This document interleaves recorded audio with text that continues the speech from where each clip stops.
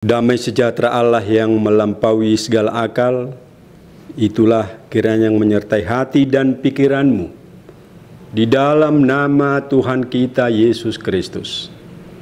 Amin. Saya sudah beberapa kali juga ke Nias.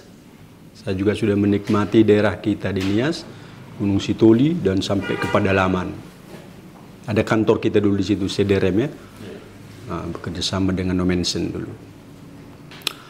Jadi Samosir ini memang luar biasa perkembangan yang dahsyat. Ada sebuah kebijakan BPODT akan ada 2 jutaan orang tahun 2025 stay lebih lama di tempat ini. Sebagai sebuah anugerah sebenarnya, termasuk kedatangan Bapak Ibu saudara-saudara. Sekali lagi selamat datang di tempat kami. Saya yakin bahwa segala sesuatunya Tuhan akan pakai untuk mendekatkan Bapak Ibu, mendekati, menyegarkan panggilan kita bersama. Ini akan juga menginspirasi atau menyegarkan jiwa kita, menyegarkan suara panggilan kita bersama.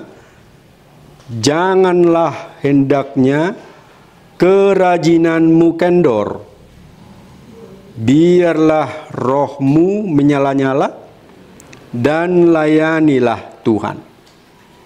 Janganlah hendaknya kerajinanmu kendor, biarlah rohmu menyala-nyala dan layanilah Tuhan. Luar biasa ini. Firman ini akan menyegarkan kita Bapak Ibu untuk memasuki kembali pekerjaan kita setelah evaluasi beberapa minggu di tempat ini. Tadi saya coba buka, ada nyanyi Niki Ardil ya. Niki Ardil yang beberapa tahun yang lalu ngetop ya. Jadi dia menyanyikan sebuah lagu Sandiwara Cinta. Bosan, memang begitu sikapmu, benci bila ingat dirimu. Tadi ya dibuka ya? Semangat. Sepanjang jalan ya? Ya. Mudah-mudahan ini tidak mengena kepada panggilan jiwa kita melakukan tugas-tugas kita di PPA. Saya tahu bahwa Bapak Ibu semuanya adalah pelayan-pelayan PPA, Pusat Pengembangan Anak. Mudah-mudahan lagu tadi tidak menyentuh atau tidak berkenaan atau tidak menjadi bagian daripada pelayanan kita. Nah, kenapa Bapak Ibu saudara-saudara? Memang kalau motivasi kita berkobar-kobar semangat sebelumnya melakukan tugas, boleh saja pada kesempatan lain timbul demotivasi. Ini berarti ada sebuah persoalan yang kita mungkin temukan di pekerjaan pelayanan kita. Saya yakin bahwa ini jauh dari kita, tetapi boleh saja Bapak Ibu terpengaruh dengan hal-hal lain atau tergoda dengan hal-hal lain sehingga tugas dan tanggung jawab kita semakin luluh atau tidak kita lakukan dengan begitu maksimal. Inilah kenapa tadi saya temukan benci, bosan. Memang begitulah sikapmu, kata beliau. Mudah-mudahan tidak kata kita kepada pekerjaan dan tugas tanggung jawab kita. Benar ya? Kita masih ini ya, masih segar dengan pekerjaan kita bersama atau sudah ada yang mau pindah atau gimana ini Pak? Ada mau bertahan? Nah Bapak Ibu, kalau ini terjadi, teks ini sebenarnya akan menyentuh hati kita yang luar biasa. Menarik ini.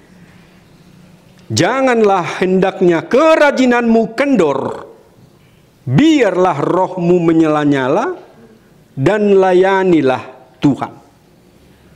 Ada 3 kata kunci sebenarnya yang harus kita temukan supaya persoalan kebencian atau supaya semangat kita yang menggelora kita temukan tetap atau berlanjut tetap di dalam pekerjaan kita. Nah, tapi yang ketiga ini saya akan coba lebih jauh mendalami. Layanilah Tuhan. Layanilah Tuhan. Nah, Bapak Ibu Saudara-saudara, ayat ini memang dikirimkan oleh Paulus ke Roma. Jadi ada sebuah suasana kekurang semangatan di Roma saat itu bagi bangsa non-Yahudi. Itu sebabnya Paulus mengirimkan, ada beberapa sinagoge sebenarnya, ada pelayan-pelayan yang kurang semangat, kurang bersemangat di tempat itu.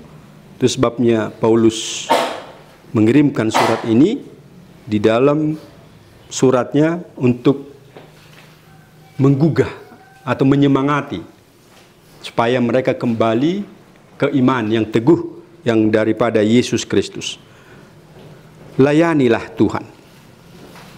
Nah, Bapak Ibu Saudara-saudara, memang kalau kita ingat kembali motivasi kita, Tuhan yang memilih Bapak Ibu. Sekali lagi, Tuhan yang memilih kita bersama. Yohanes 15 ayat 16, aku memilih engkau dan aku menetapkan engkau supaya berbuah. Nah, ini harus kita ingat kembali. Nah, bagaimana sekalipun strategi dan cara Tuhan, baik melalui konteks internal, eksternal, tetapi Tuhan menggugah hati kita untuk menetapkan kita berkarya, memilih engkau di tempat ini, memilih engkau melakukan tugas di tempat mana engkau dipanggil. Tetapi Bapak Ibu, memang Tuhan ini juga Maha tahu. Dia memahami, mengetahui talentamu. Dia memahami karismamu. Jadi dia menetapkan engkau sesuai dengan kemampuanmu. Dia memilih engkau melakukan sesuai dengan tanggung jawabmu.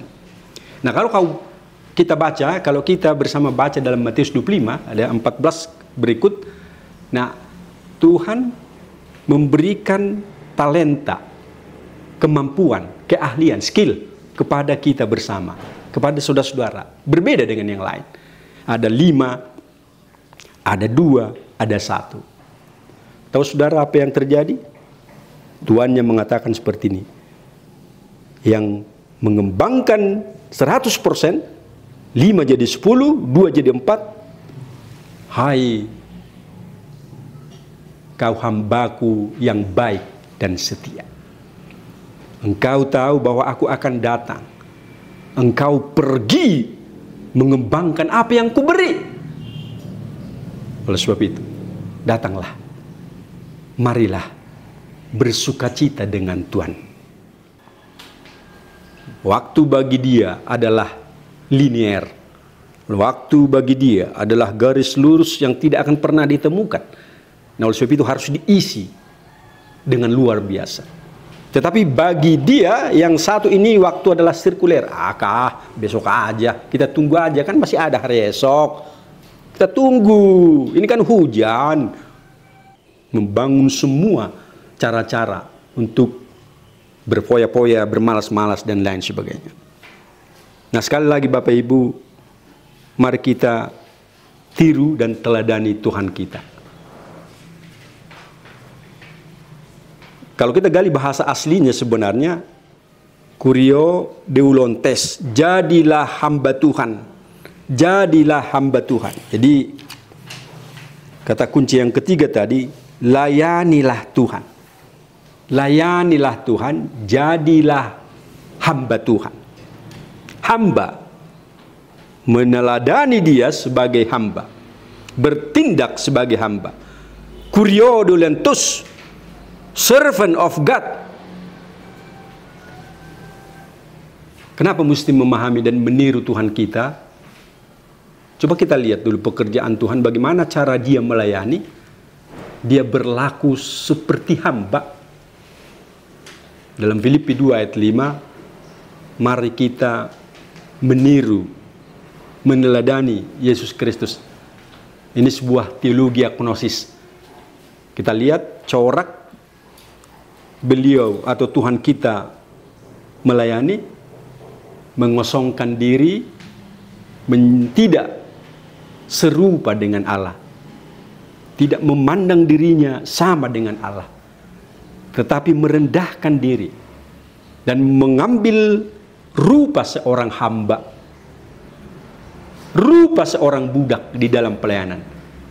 Saudara-saudara tahu bahwa seorang budak ini selalu mengambil hati daripada Tuhan. Seorang budak selalu mempertanggungjawabkan yang terbaik kepada tuannya.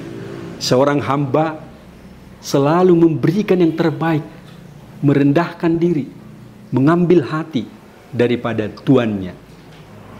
Saudara, kita juga hal yang sama.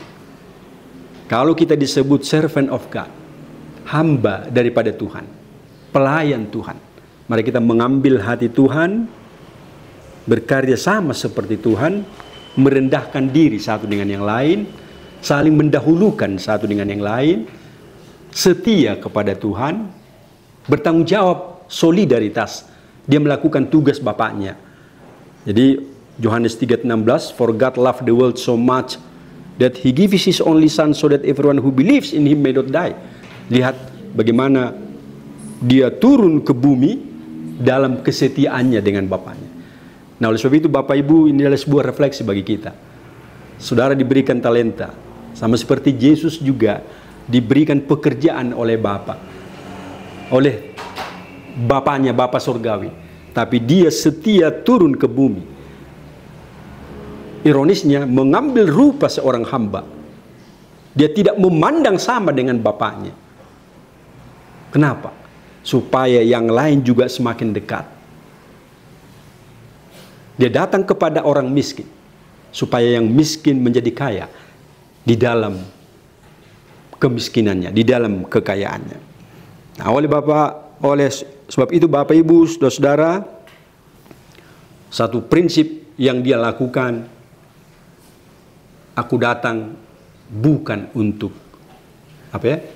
Aku datang bukan untuk dilayani, tetapi untuk melayani. Inilah ciri khas seorang hamba. Nah, saudaraku, marilah kita bersama melakukan hal yang sama. Saudara diundang dalam melakukan tugas ini, dipilih untuk melakukan tugas ini, tetaplah semangat. Banyak tantangan yang kita harus lalui, banyak godaan yang harus kita lalui. Mari tetap semangat, tiru Tuhan kita. Dia yang memberikan talenta, suatu waktu dia akan datang mempertanggungjawabkan segala sesuatunya. Nah, mumpung dia Bapak Ibu belum datang, belum hadir mempertanggungjawabkan segala sesuatu, masih belum waktunya sekarang ini, tapi suatu saat kita akan dimintai pertanggungjawaban. Saudara, seperti yang 5, yang 2, atau yang 1? Yang 5. Datanglah, mari bersama dalam kebahagiaan Tuhanmu. Bapak Ibu saudara-saudara, barang siapa yang mau jadi besar, dia harus menjadi pelayan bagi sesamanya. Saudara mau menjadi besar, jadilah pelayan bagi sesamamu. Barang siapa yang mau terkemuka, jadilah hamba kepada sesamamu. Nah, ini memang progresif, ini memang suatu hal kemajuan yang harus kita gapai. Tetapi kriterianya bagi Yesus, Anda mau jadi terkemuka, Anda mau jadi besar, jadilah hamba bagi sesama, jadilah pelayan bagi sesama. Satu lagi Bapak Ibu saudara-saudara, memang kunci pertama dan kedua tadi, janganlah hendaknya kerajinanmu kendor. Ya, kendor kan jadi suatu hal yang memalukan sebenarnya. Ya kan? Kalau ada yang kendor, pasti menjadi bahan tertawaan dan memalukan. Nah, itu sebabnya kalau Paulus juga, kalau kita baca dalam Efesus 6 ayat 14, dia menggambarkan sebagai sebuah laskar yang maju kepada perang. Dan dia mengatakan, kencangkan ikat pinggangmu. Ya kan? Jadi kalau seorang yang mau memasuki perang, mengencangkan ikat pinggang, ya, supaya tidak terpengaruh dengan hal-hal badaniah, supaya dia fokus kepada pekerjaannya. Nah, itu sebabnya janganlah kerajinanmu kendor. Fokus kepada pekerjaanmu, siapkan dirimu, hidup tetap bersama dengan Tuhanmu. Rohmu menyala-nyala. Rohmu menyala-nyala. Jadi Yesus sudah mengirimkan roh kepadamu, Bapak Ibu saudara-saudaraku. Jadi kita ingat waktu Yesus mau naik ke surga, dia berjanji, aku akan mengirimkan kepadamu rohku. Ya kan? Saudara-saudara tahu, saat itu sebenarnya adalah persoalan yang paling menyakitkan. Karena kekaisaran Romawi begitu kejamnya, menindas semua orang. Itu sebabnya Yesus kita mati karena tersiksa, dibunuh, disalibkan. Itu kekejaman Romawi dulu. Tapi setelah dia bangkit kembali, kita lihat apa yang terjadi bagi para muridnya. Murid mengunci dan mengurung diri di rumah karena takutnya bukan main dan luar biasa. Tapi Yesus datang menampakkan diri, ya kan? Dan berjanji, aku akan naik ke surga dan aku akan mengutus rohku. Benar saudara-saudara, Bapak Ibu, saat mereka di Yerusalem, saat itu Yesus naik dan beberapa hari Yesus mengirimkan rohnya, dan roh itu ada nampak pada mereka bagaikan api yang menyala-nyala. Jadi kalau disebut di sini roh yang menyala-nyala, kita bayangkan bagaimana Yesus mengirimkan rohnya bagi para murid yang berada di dalam ketakutan, suasana yang tidak enak, suasana yang tidak mengenakan saat itu. Tapi dengan roh yang menyala-nyala, setelah Yesus mengirimkan roh yang menyala-nyala yang ada pada mereka, maka ada sebuah kebangkitan semangat baru. Jadi semangat baru datang mendekati mereka sehingga mereka berani. Lihat apa yang terjadi pada Petrus. Petrus berangkat dan berkhotbah, memberitakan Injil. Petrus berangkat memberitakan Injil setelah ada semangat yang baru, setelah ada spiritualisme baru, setelah ada roh yang baru. Roh Kristus yang menyala-nyala. Nah, itu Bapak Ibu saudara-saudara, ada 3 hal sebenarnya tadi yang kita mau imani, mau lakukan.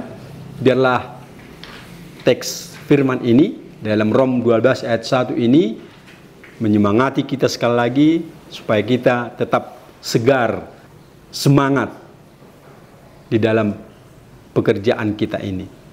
Saya tidak tahu apa yang ada di hati saudara, apa yang menjadi tantangan Bapak Ibu di dalam melakukan tugas dan tanggung jawab ini. Tetapi sekali lagi, biarlah firman ini menyemangati kalian, menyemangati kita bersama.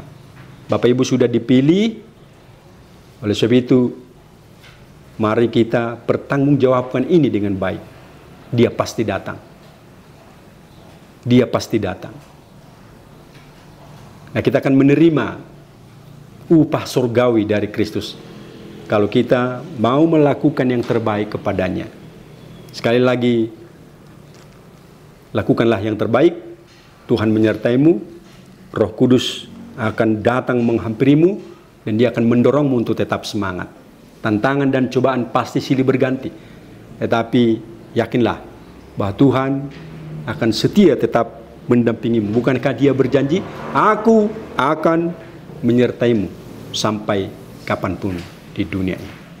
Tuhan memberkatimu, Tuhan menyertaimu di dalam melakukan tugas dan tanggung jawabmu di tengah pekerjaan. Barangkali beberapa hari ini strategi-strategi program dalam soal teknis sudah kalian bicarakan bersama. Biarlah Tuhan juga memberkatinya, menjadi alat perpanjangan Tuhan untuk melakukan kehendaknya. Biarlah anak-anak kita menjadi anak-anak yang bahagia, sebab Tuhan mengatakan, biarlah mereka datang kepadaku, jangan kamu halang-halangi, sebab mereka adalah anak-anak kerajaan surga. Tuhan menggambarkan mereka anak-anak kerajaan surga. Tuhan memberkati. Amin. Mari kita berdoa.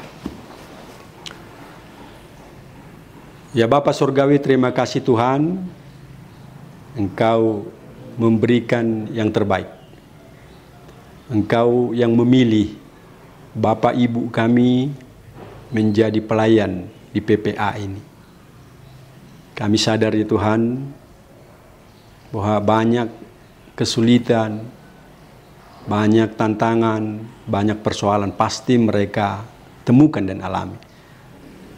Ya Tuhan, kami berdoa, Engkau yang telah memberikan kuasa, Engkau yang telah menetapkan mereka untuk berbuah dan memilih mereka. Engkau telah berjanji bahwa Engkau akan menyertai senantiasa sampai kapanpun, hingga saat kesudahan. Tuhan Bapa yang Maha Baik, berkatilah mereka juga Tuhan. Para pekerja dan pelayan di PPA ini, lindungi mereka, biarlah organisasi ini dan pekerjaan mereka menjadi alat-Mu untuk menyebarkan Injil-Mu, menyebarkan kerajaan-Mu, sehingga kemuliaan-Mu, sehingga sorak-sorai ada di bumi, ada di tempat mereka juga. Tuhan Bapa Surgawi, kami berdoa kepada semua dan seluruh program yang mereka sudah lakukan dan mereka sudah tetapkan kembali. Biarlah ini Tuhan menjadi alat kemuliaan nama Tuhan di tengah bumi ini. Berkati mereka Tuhan, dan anak-anak kami juga yang mereka dampingi, yang mereka doakan dan arahkan ke arah yang baik. Biarlah segala sesuatunya Tuhan menjadi berkat bagi-Mu, menjadi berkat bagi sesama, dan menjadi berkat bagi gereja-Mu, bagi pemerintah, bagi dunia ini, supaya nama-Mu tetap dimuliakan. Hanya di dalam nama Yesus kami berdoa kepada Tuhan. Amin.